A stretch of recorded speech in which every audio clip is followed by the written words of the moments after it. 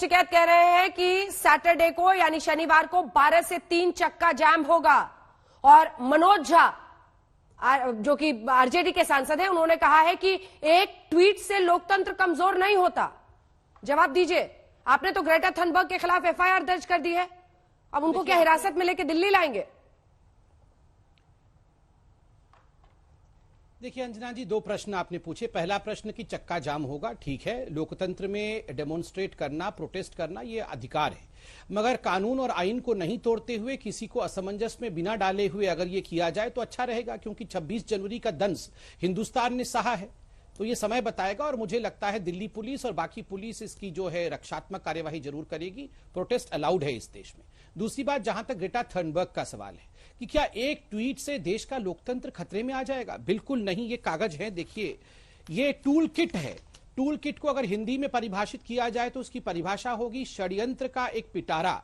ये जो षड्यंत्र का पिटारा है, ये कोई एक व्यक्ति द्वारा नहीं होता है, ये पूरी तरह से एक साजिश रची जाती है। और गलती से ग्रेटा थनबर्ग ने इस टूल किट को, इस षड्यंत्र के पिटारे को ट्वीट कर दिया था।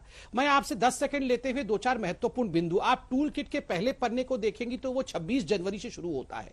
26 जनवरी पे इंडियन एम्बेसी के सामने धरना प्रदर्शन आरंभ कर देना है और ग्लोबल अटेंशन भारत के खिलाफ आपको इकट्ठा करना है। इसके लिए जो भी रिसोर्स चाहिए वो रिसोर्सेज आपको मुहैया कराया जाएगा, मतलब रिसोर्स भी इकट्ठा हो रखा है। और दूसरे पेज में क्या कहा जाता है? दूसरे पेज में कहा जाता है कि जो यूके के एमपी हैं उनको सबसे पत्राचार हो चुका है और किस प्रकार से भारत के साथ संबंध को खराब किया जाए उस विषय को लेकर भी चर्चा हो चुकी है। और तो और इसमें कहा गया है, India has a long history of human right violations, violence and cruel indifference for most vulnerable citizen. Bharat में कोई ह्यूमन राइट नहीं है। ह्यूमन बींग्स को, मनुष्यों को हम मच्छरों की तरह ट्रीट करते हैं। और इसमें यह भी कहा गया है कि इसमें किसी भी कीमत पे स्टेट स्पॉन्सर्ड वायलेंस जो इंडिया में हो रहा है उसे रोकना है। और सबसे बड़ी बात, इंडिया के बिजनेस को कमजोर कर दो, जो इंडियन कॉर्पोरेट हाउसेस है उनके बिजनेस को ठप करना है, वहां प्रदर्शन शुरू कर दो। तो आखिर ये जो षड्यंत्र का पिटारा है, ये क्या एक ग्रेटा थनबर्ग का है? बिल्कुल नहीं,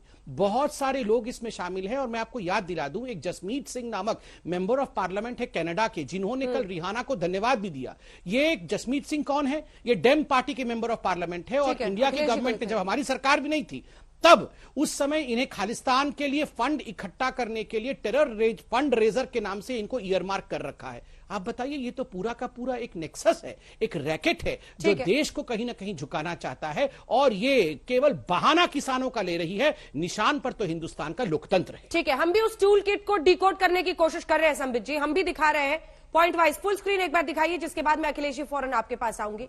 मानवाधिकार उल्लंघन की बात हिंदुस्तान के मद्देनजर, हिंदुस्तान को ऑपरेसर, आतताई मुल्क के तौर पर दिखाने की कवायद, ये एक ट्वीट की बात नहीं है अखिलेश जी, ये बात है उस साजिश की जो गलती से एक टूल किट उन्होंने ट्वीट कर दिया और फिर टूल किट को डिलीट कर दिया, क्योंकि उनको भी पता चल गया कि इससे पूरी पोल खुलेगी। साजिश जो बुनी जा रही है हिंदुस्तान को एक ऐसे मुल्क के तौर पर, और ये याद रखिए, ये 2 साल 4 साल 5 साल की बात नहीं है, ये कहा जा रहा है कि इंडिया हैज अ हिस्ट्री, इतिहास है हिंदुस्तान का ऑपरेसिव देश के तौर पर, यानी एक ऐसा देश जो अपने ही लोगों पर जुल्म करता है।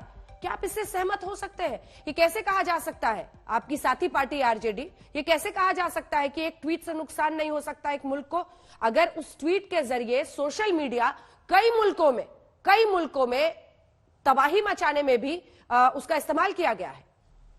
अखिलेश जी। अंजना जी, पहले तो मैं ये साफ कर दूं, मुझे बताया गया आपके चैनल के द्वारा कि ये बिल्स पे चर्चा के लिए आप चर्चा रखे हैं। बाकी ये इतनी बड़ी समस्या मुझे नहीं लगती है जिस पे चर्चा हो और आप लोग चर्चा करें इस पे। किसी ने ट्वीट किया, भारत सरकार अब उसका जांच कर रही है, एफआईआर कर दी, करे, कोई तकलीफ नहीं है।